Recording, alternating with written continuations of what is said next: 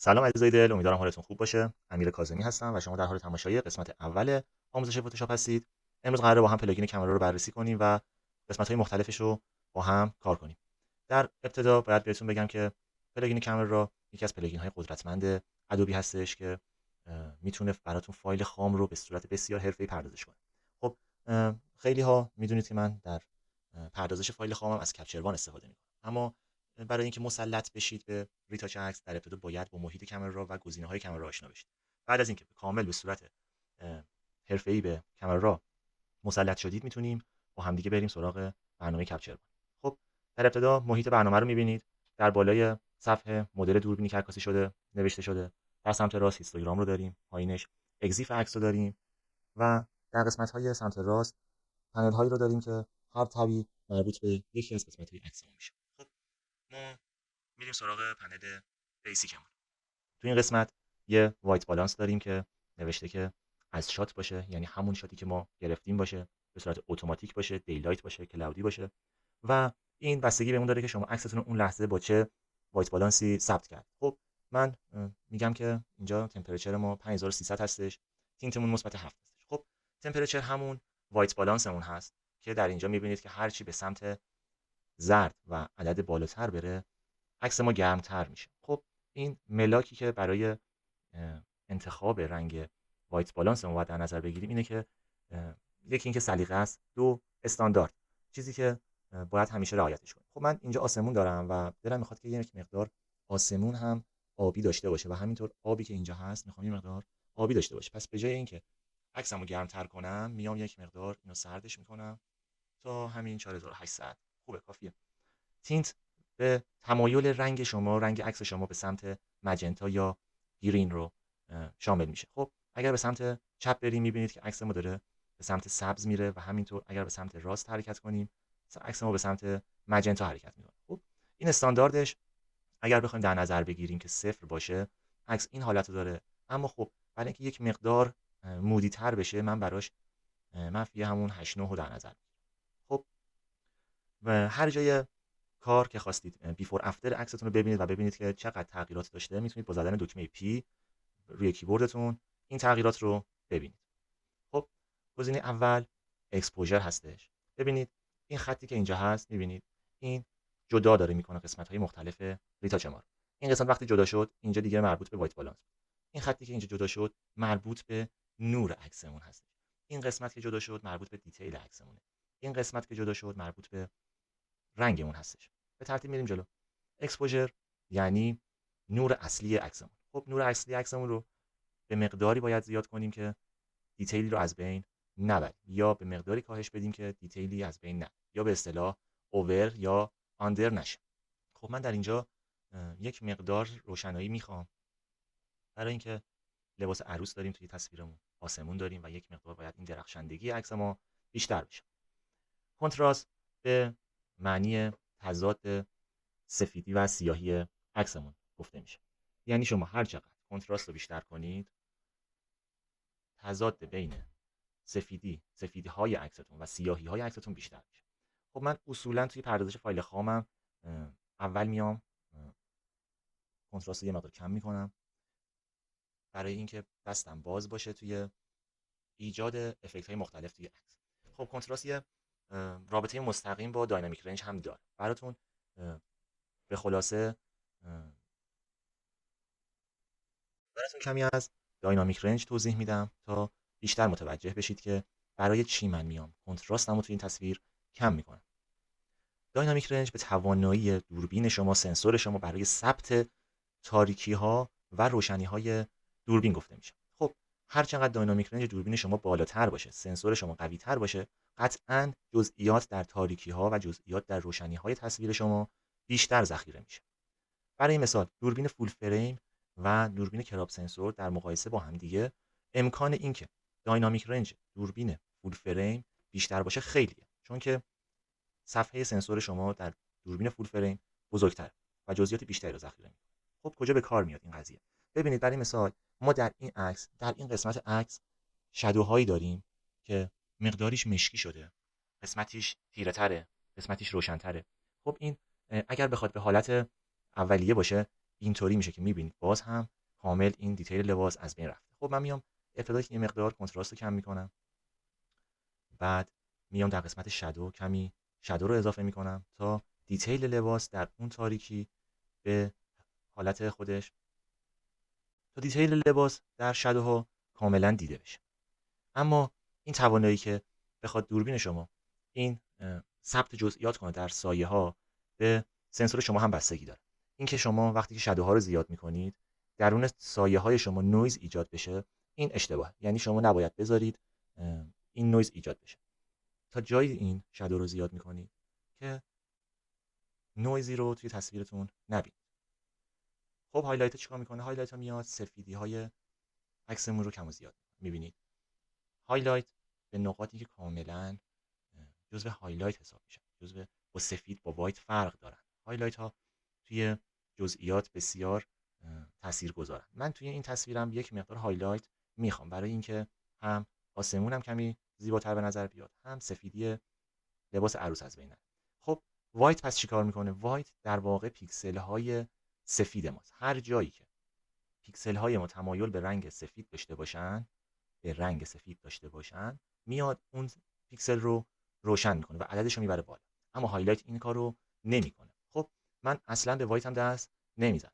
در بلک هم همینطور میاد کد رنگ بلک رو هر جای تصویر که داشته باشه کم و زیاد میکنه. خب من کمی هم بلک هم رو میبرم بالا تا کمی از این سایه های تصویرم توی لباس اینجا میبینید به دست میاد. میبینید تفاوت رو متوجه میشید. خب این هم از قسمت تنظیمات نور عکس ما. در قسمت بعدی تکسچر، کلاریتی و دیهیز رو داریم. تکسچر دیتیل عکسمون رو بالا میبره. در واقع جزئیات عکسمون رو تا حد استاندارد زیاد میکنه. مثل شارپنس عمل نمیکنه. از شارپنس کمی بهتر عمل میکنه و در واقع میاد به پیکسل هامون کمی لبه میده.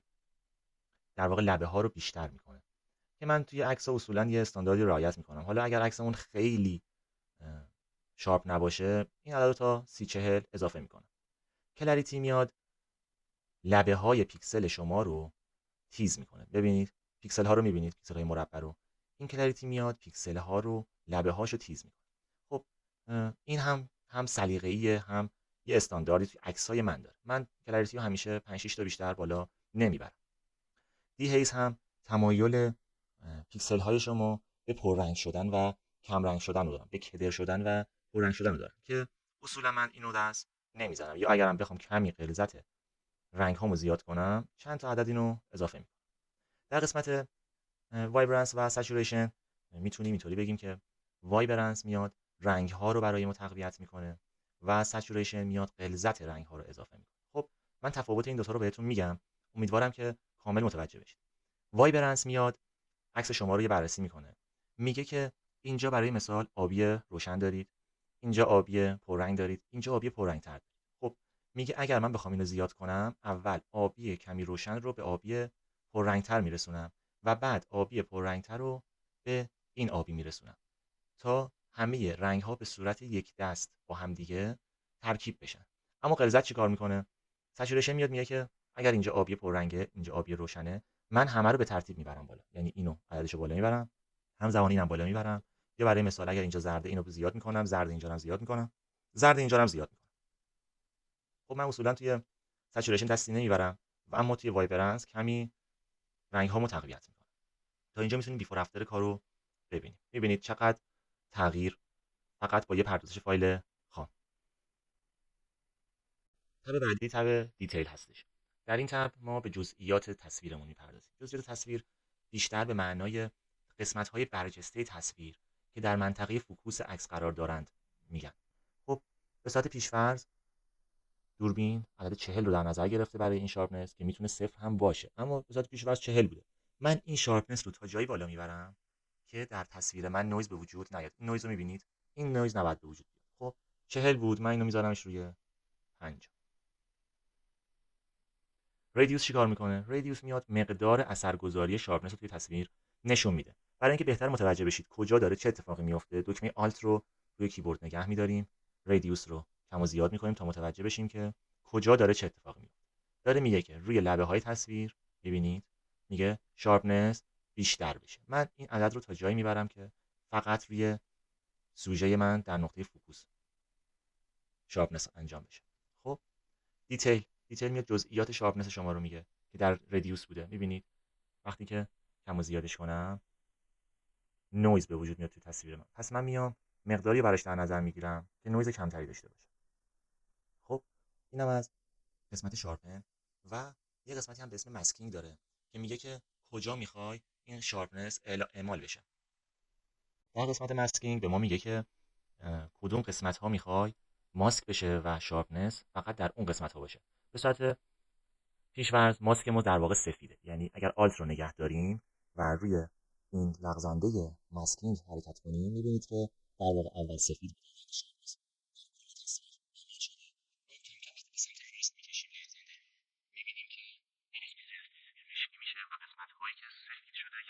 شارپنس قرار اونجا اعمال بشه. خب من دوست نداشتم توی آسمون من شارپنس انجام بشه، فقط می‌خواستم روی سوژه بشه.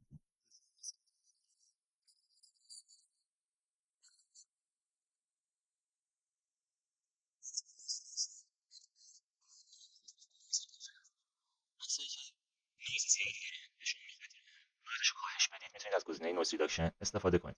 من مقداری چون نویز توی تصویرم دارم کمی این عدد رو بیشتر میکنم تا نویز من یک مقدار کم بشه.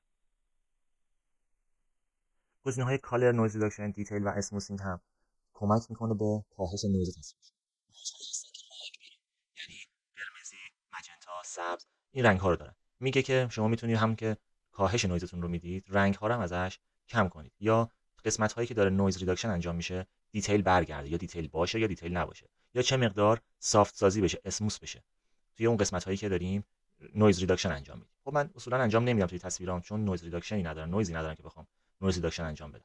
حالا چون این تصویر اینترنتی بوده و من برای شما آوردم کمی نویز داشته و من این عدد رو کمی زیاد میکنم که فقط یه مقداری نویز ریداکشن انجام بشه. قسمت بعدی کالر میکسر هستش. یه قسمت خیلی جذاب و زیبا هستش که با هم دیگه بررسیش میکنیم. کالر میکسر به معنای رنگ های رنگتون هست، ساتوریشن غلیظت رنگاتون هست و لومیننس نور رنگاتون هست. خب در ابتدا میاد این گزینه رو میزنیم و به ما به صورت خودکار رنگمون رو میتونه نشون بده. اگر کلیک کنیم بر این قسمت بالا پایین بزنیم نقطه رو میبینید که میاد رنگ هایی که در اون منطقه هست رو تشخیص میده و کم و زیاد میکنه. خب من کمی آبی آسمونم رو بالا میبرم، میتونم اینجا کلیک کنم و اورنج و یلو رو میبینید با هم دیگه تغییر میده. این در واقع انتخاب اتوماتیک رنگ در کامرا هست. به صورت هوشمند میاد رنگ رو تشخیص میده و برای شما غلظتش رو کم و زیاد. خب من اینجا به غلظت جای دیگه دست نمیزنم، فقط همین مقداری آبی رو میخوام کم و زیاد کنم. در هیو میاد دمای اون رنگتون رو کم و زیاد میکنه که این بستگی به خودتون داره که چه بخواید چه رنگی باشه. من کمی به سمت آبی میبرم. در قسمت لومیننس هم میاد نور اون رنگ رو کم و زیاد میکنه. برای مثال نور آبی رو کم و زیاد، نور اورنج و یلو رو کم و زیاد. من کمی نور آبیم رو کم میکنم تا کمی عکسم دراماتیک تر بشه و در انتها این گزینه رو دوباره میزنم تا به ابزار زوممون برگردیم. تا اینجا میتونیم با زدن دکمه پی قبل و بعد پردازش فایل خاممون رو ببینیم. در گزینه بعدی که مربوط به کالر گریدینگ میشه به ما 3 تا ابزار میده که در قسمت اول میدتون ها، در قسمت دوم شادو ها و در قسمت سوم هایلایت ها رو تفکیک کرد. میگه که در میدتون ها چه رنگی رو وارد کنم. میبینید هرچی این دایره به مرکز نزدیک باشه سچوریشن اون رنگی که داره وارد تصویرتون میشه در میدتون ها کمتره و هرچی به این سمت بره غلظت اون رنگ بیشتر میشه. خب این کجا به کار میاد؟ برای افرادی که دوست دارن برای تصویر خودشون، برای عکس خودشون امضای قائل باشن، رنگ خاصی قائل باشن و یه امضایی داشته باشه عکسشون، میتونن این رو انجام بدن و ذخیره کنن در انتها و روی تمام عکساشون این امضا رو انجام بدن. خب من میام کمی سبز بهش اضافه میکنم، کمی، خیلی کم، در همین حد. توی شادوها میتونیم باز هم رنگ اضافه کنیم. این اجبار نیست که انجام بدید و لازم هم نیست. فقط میگم برای کسایی که میخوان اون عکسشون رو خاص‌تر کنن و یه امضایی داشته باشه. من کمی توی شادوها میام آبی اضافه میکنم، کمی توی هایلایت ها میاد فقط هایلایت ها رو کثیف میکنه و میگه که توی هایلایت ها چه رنگی رو اعمال کنم. من توی هایلایت ها میام کمی زرد اعمال میکنم، کمی. در پایین هم این قسمت همینطور که مشاهده میکنید یه لغزنده هست که میگه نور اون رنگی که اضافه کردم توی حالا میتون ها یا توی شادوات میتونه کم و زیاد بشه. من دست بهش نمیزنم، میبینید، چون مستقیم تاثیر میذاره توی نور تصویرم. کمی میتون رو زیاد میکنم تا کت این شخص از سایه ها در بیاد، میبینید.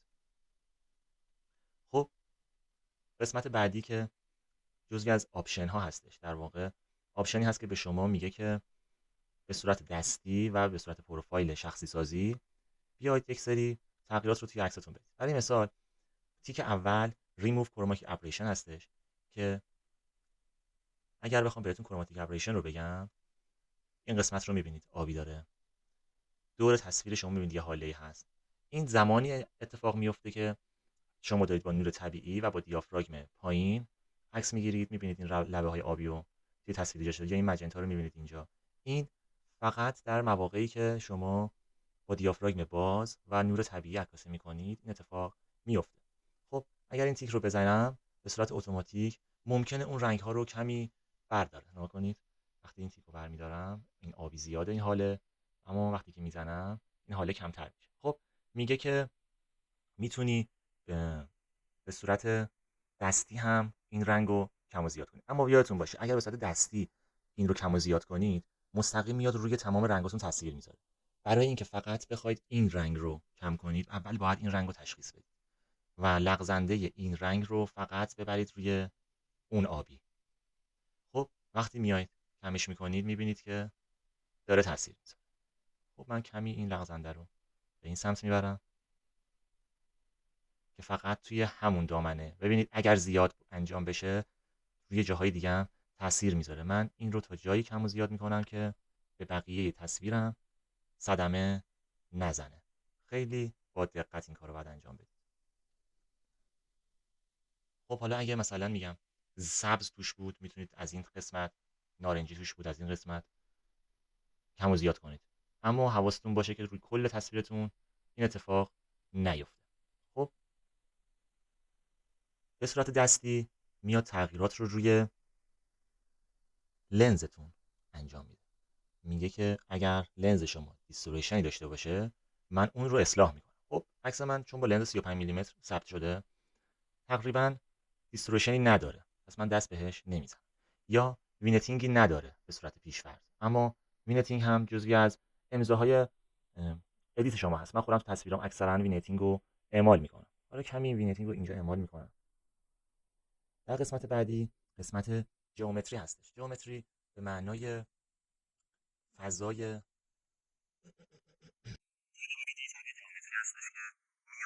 زوایا و در واقع هندسه عکس شما رو کم و زیاد میکنه. ببینید به صورت ورتیکال میاد عکس شما رو تغییر میده، هوریزونتال عکس شما رو تغییر میده.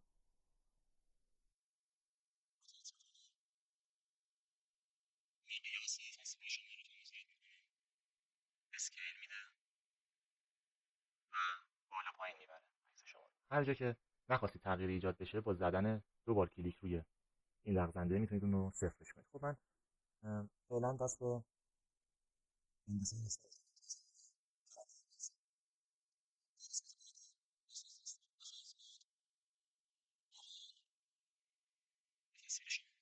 این گرین مقدارش، سایز گرین ها کم و زیاد میشه، ریز میشه، درشت میشه، فرو رفتگیشون به سمت داخل یا بیرون میشه کم و زیاد میشه. خب حالا استاندارد این گرین فعلا هیچ.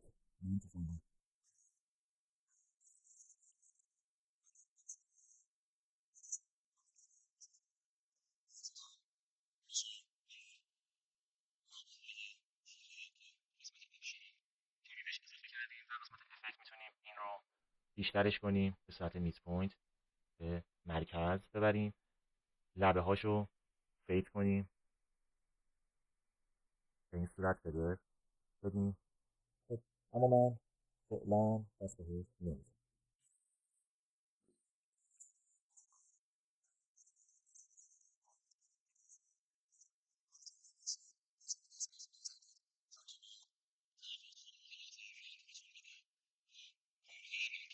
سبز و آبی رو میاد تغییر دمایی میده که من اینجا اصلا دوست ندارم بهش دست بزنم. میاد غلظت اون رنگو کم و زیاد میکنه. حالا میتونید بهش بگید که غلظت نارنجی رو کم و زیاد کنه، یا قسمت قرمز رو کم و زیاد میکنه. چه فرقی به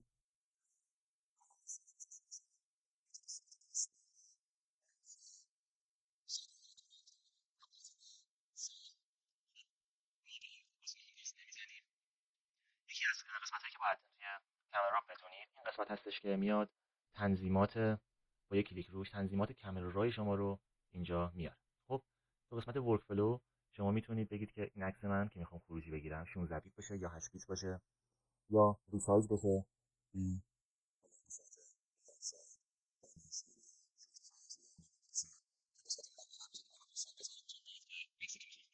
برای مثال 40 مگاپیکسل باشه، یا بر فرض مثال ضلع بزرگش برای مثال 2000 باشه، یعنی این ضلع که ضلع بزرگه 2000 باشه. خب اصولا نباید اینو دست زد، یعنی ایمیج سایز رو تیکش رو باید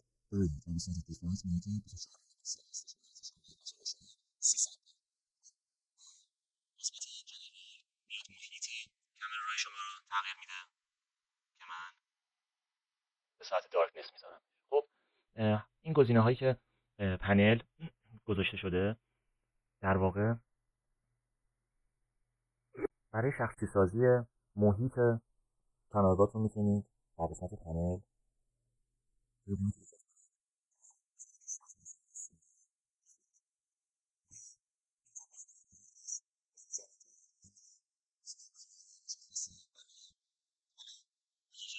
ابزارم اینجا نشون بدم، اسم فایل رو نشون بدم، اگر ریت داره یا کالر داره به صورت لیبلی اونو نشون بدم که من گزینه‌هاشو برداشتم، یعنی به صورت دیفالت برداشته شدن.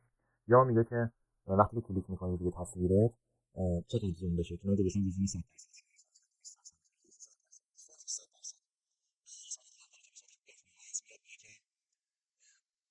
از گرافیکتون استفاده کنه به صورت اتوماتیک و اینجا گرافیک رو تشخیص میده، میگه گرافیک 8 گیگ داری و برای پردازش فایلتون تصویرتون از گرافیک استفاده کنه. بعد در قسمت بعدی کامرا را کش میاد میگه که شما چقدر فضا میخواید به این تصویرتون بدید که به فایل راتون بدید که چقدر میتونه قوی تر انجام بده این پردازش رو. هر چقدر این عدد کمتر باشه که دیفالتش فکر میکنم 10 باشه، من گذاشتمش روی 5.